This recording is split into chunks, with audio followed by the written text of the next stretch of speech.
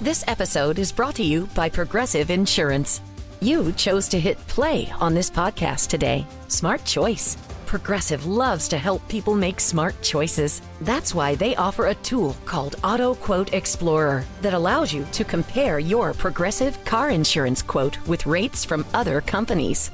So you save time on the research and can enjoy savings when you choose the best rate for you. Give it a try after this episode at Progressive.com. Progressive Casualty Insurance Company and Affiliates. Not available in all states or situations. Prices vary based on how you buy.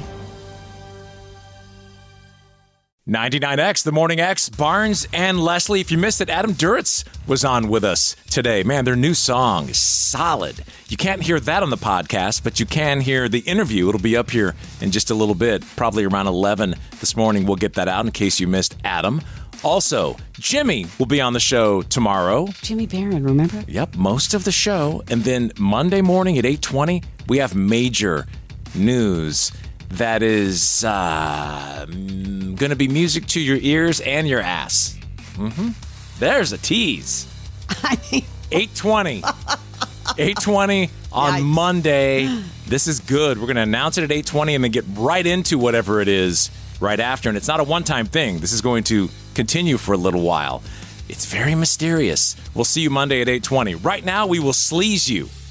Barnes, you know I got to give you a little true crime, but another day, another Diddy story? Yeah, Sean Diddy Combs accused of forced labor in superseding indictment. You know what that means. They have bolstered the version of their indictment, accusing him of obligating employees, one of whom he forced to have sex with him, to work long hours under the threat of physical, financial, and reputational harm. They keep adding on to this indictment. It's like one thing after another. He may never really see the light of day again. Ever again. And then I have something wild for you. Stan Lee, the final chapter documentary, dropping a trailer this week. It explores the tumultuous final years of Stan Lee. I didn't know any of this. Of course, you know he is the co-creator of Marvel Comics, but this goes into him being taken advantage of, to exhausting comic book signings and conventions, despite, I guess, his fatigue and overall bad treatment he faced during his declining health. We've seen this with so many older people. Yes. And I had no clue. Completely being taken advantage of. Like you said, no idea. How could the co-creator of the Marvel Universe be taking advantage of? And I'm a little leery because this younger dude all of a sudden has all the answers and all the footage. What is happening here? To me, I'm pensive about it when I saw this trailer. But you take a look.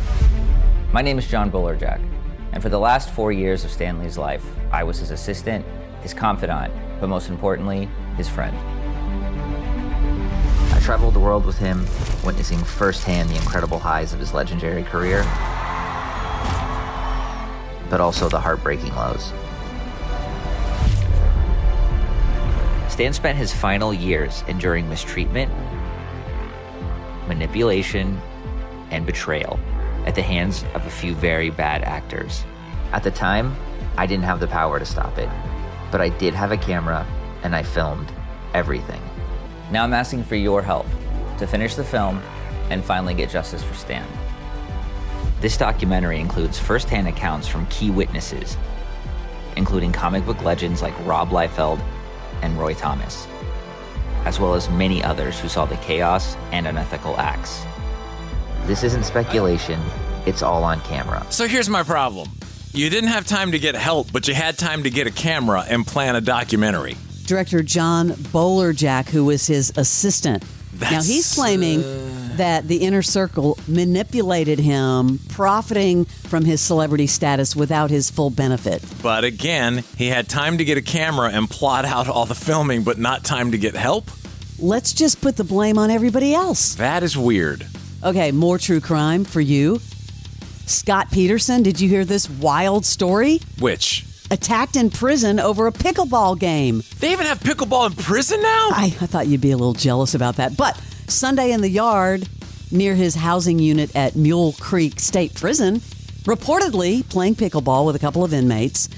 He hit the ball directly at the other inmate, and then all hell broke loose.